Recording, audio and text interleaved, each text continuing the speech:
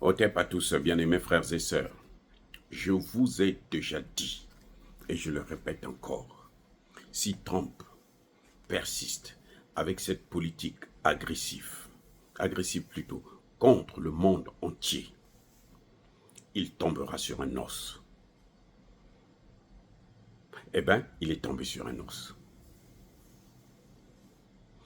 Savez-vous que la Chine est le deuxième client des bons de trésor de l'Amérique? C'est-à-dire que c'est la Chine qui achète le plus des bons de trésor des États-Unis après le Japon. Et la Chine a une puissance économique telle que elle peut ébranler les États-Unis. Elle peut broyer les États-Unis. Moi, je pense que la Chine est la première puissance économique du monde actuellement. Les États-Unis sont en deuxième position. Mais les institutions américaines, bien sûr, disent que c'est le contraire. Bon, soit. Mais en tout cas, les États-Unis peuvent jouer avec la RDC, avec le Congo-Brazzaville, mon pays, avec la Côte d'Ivoire, en gros avec l'Afrique. Ils ne peuvent pas jouer avec la Chine ni avec la Russie. Les amis, vous savez que le déficit commercial entre les États-Unis et la Chine est en faveur de la Chine.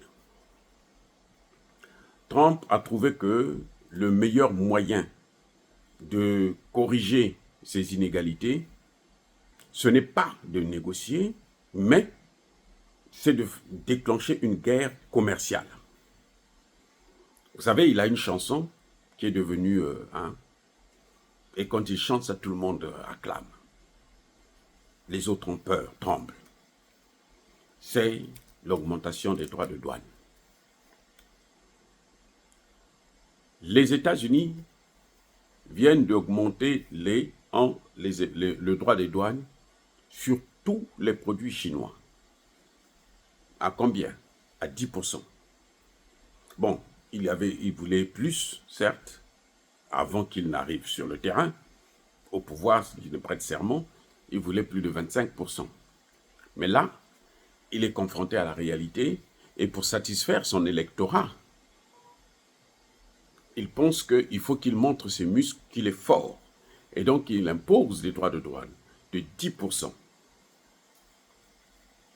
Ce que Trump avait oublié, c'est que depuis un certain temps, la Chine était en train de discrètement, mais alors de façon substantielle, réduire le nombre de ces bons de trésor.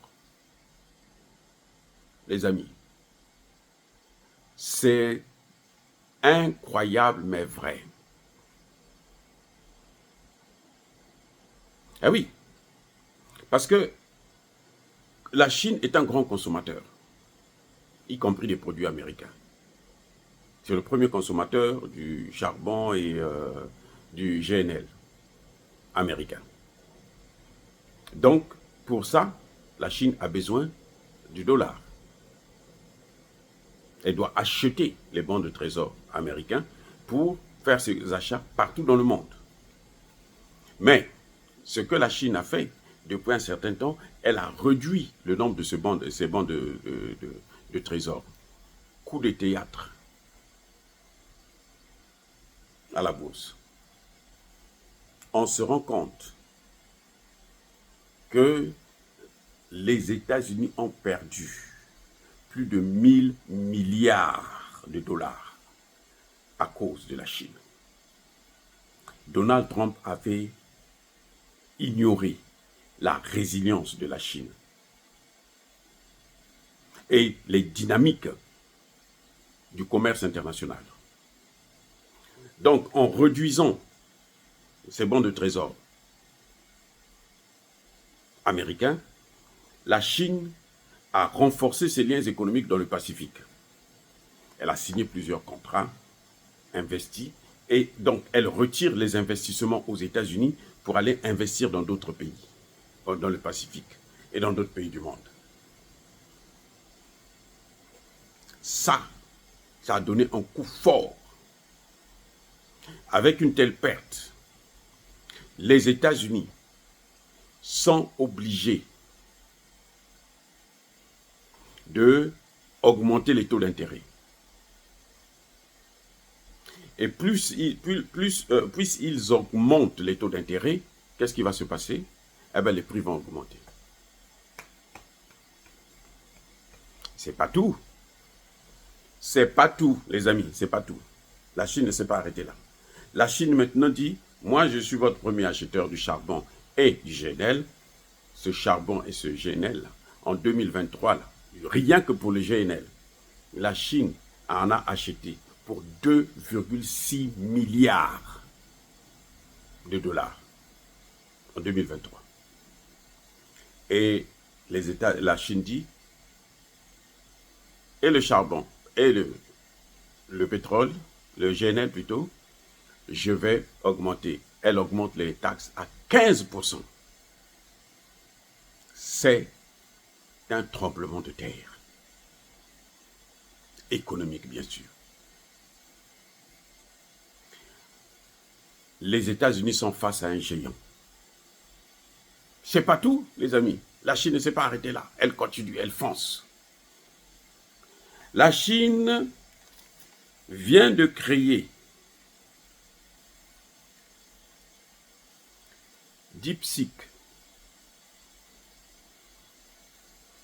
Ça, c'est dans le domaine de l'intelligence artificielle.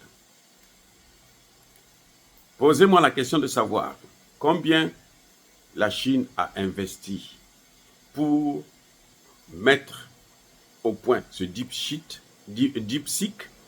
ce qui, non, DeepSeek, ce qui, comment dirais-je,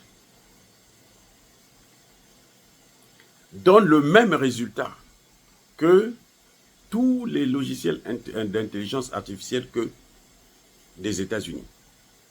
Alors, question, combien ça a coûté pour développer cet instrument? 5,6 millions.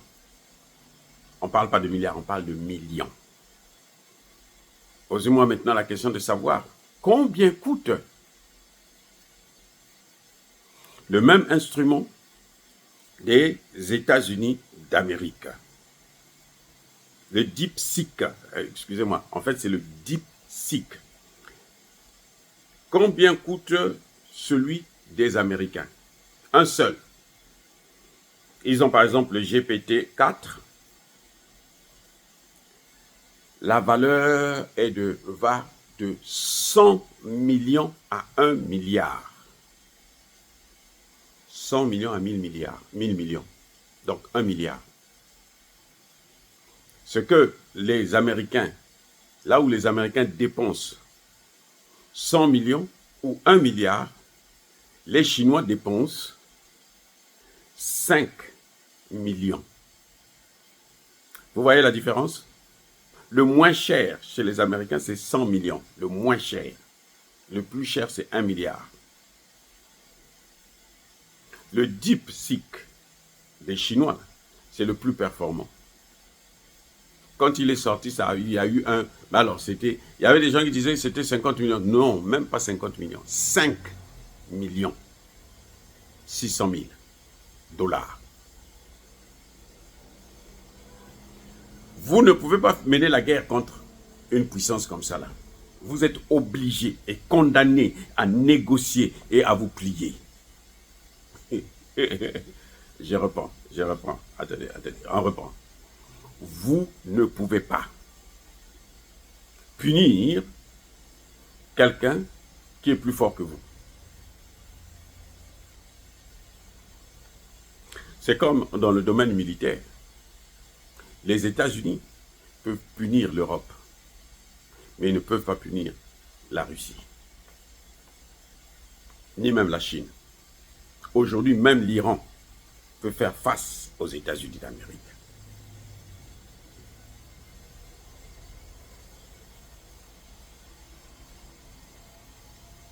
Donc, qu'est-ce que je veux dire par là? Je veux dire que l'Amérique, Donald Trump doit faire très attention. Le succès de son élection ne lui donne pas le pouvoir sur le monde entier. Oh, attendez. On va reprendre. Le succès de son élection, le score qu'il a obtenu, puisqu'il a gagné dans tous les domaines, ça ne lui donne pas le droit de contrôler le monde entier, de dominer le monde entier. Parce que le monde, ce n'est pas lui qui l'a créé.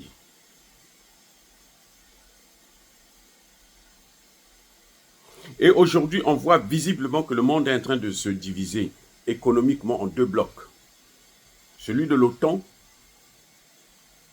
qui est en déclin, et celui des BRICS, qui est derrière la Chine. Dire cela, c'est inciter à la haine ou à la violence. Non. Il y a colère, encore une fois de plus, soyez bénis, abondamment bénis par le Dieu des Kémites et par nos ancêtres angélisés. Mais que tous ceux qui persécutent le continent africain, le pillent et le déstabilisent, qu'ils soient noirs, blancs, chinois, arabes, juifs, indiens ou qui qu'ils soient punis, motivés, foudroyés, neutralisés, écrasés, effacés par le Dieu des Kémites et par nos ancêtres angélisés. Vive l'Afrique éternelle, j'ai dit et j'assume.